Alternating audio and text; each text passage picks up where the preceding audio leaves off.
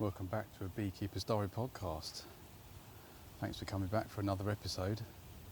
We are now on the 12th of July 2026 and just had a lovely beekeeping experience. Although it's a bit hot, I must admit.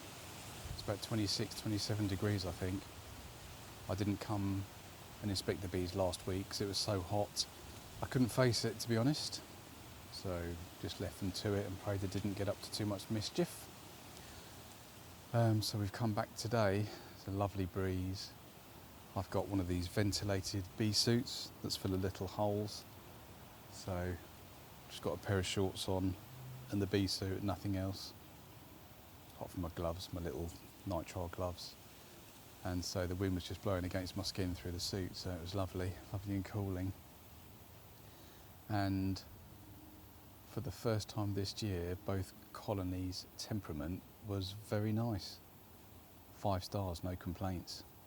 So we're thinking that in the second hive, we put a new bought-in queen that's now been in residence long enough for her progeny to have emerged and be out and about, and the previous queens, less favourable genetics, have been through their life cycle, and now we're left with happy bees, fingers crossed. So they were great.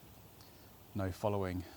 I'm sitting here nearby, hood off, bee suit open, zero interference from the bees. And hive 2, more surprisingly, equally as chilled. That is the daughter of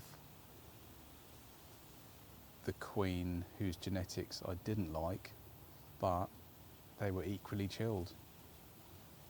So we shall see. No complaints today anyway. Happy with that. So over the last few weeks I've been processing the first 2 crops of honey we've had. So far from the 2 hives I've had 90 pounds of honey, roughly. So I've been getting to work, jarring that, selling that. And yeah, it's going great guns. The second batch was far more runny. I think maybe possibly more lime and the like honey, which is more to my preference. I think there was a tinge in the first batch of some oilseed rape maybe, so that batch, I've still got a jar for myself, is starting to set. And is, I think so, yeah, I think there might have been a bit of oilseed rape, but not completely, otherwise that have gone solid already.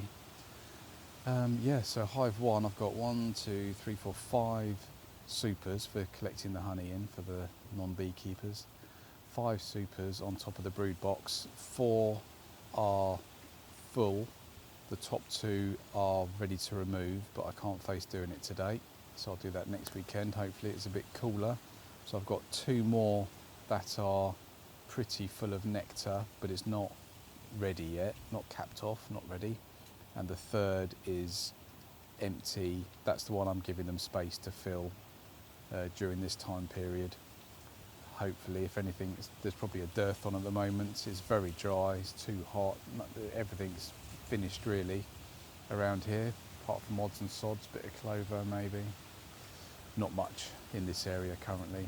So they've got some space if they need it, and in that hive, first frame, saw the queen, and the brood box is not being backfilled with nectar, which should set my alarm signals going off, telling me I need to give them more space. So brood box is dry. Happy with that. Hive 2, similar situation. I've got 2 normal supers on there, which are not ready yet, but they're nearly ready. They've just been finished off. Saw the queen and eggs not being backfilled. That's good. So I was most excited to look in my Ross Rounds box, which is the box you can put on to make cut comb into nice, neat, round circles, which you can just push out and put into trays and sell. So I was very excited to see that, and bugger all. It's full of bees, but they're just daydreaming up there. it could be that there's the dearth on and it's not the right time of year. That's more something I should have done a month ago. But we shall see. I did have it right at the top of my stack, but what I've done is I've moved that now directly above the brood box over the queen excluder, and then put the other supers on top, so the first thing they'll bump into when they go looking for space will be that. Let's see if that helps. Nature-wise, in this area, usual butterflies, marbled whites don't seem to be flying today. Far fewer butterflies as it goes. This field is mostly brown and burned, nothing for them to forage on here.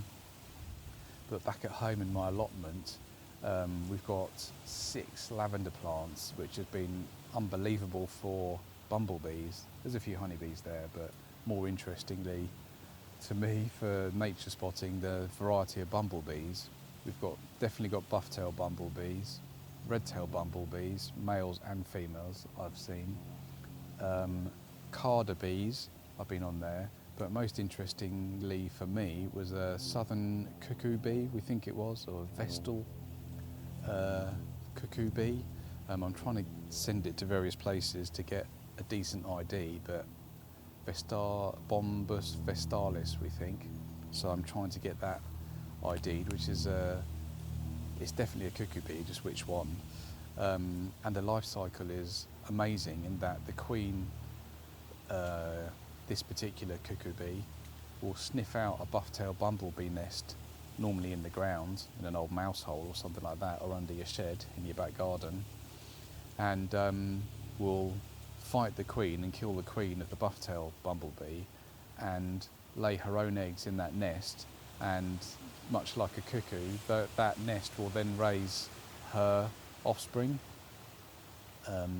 completely corrupting the buff-tailed bumblebee nest.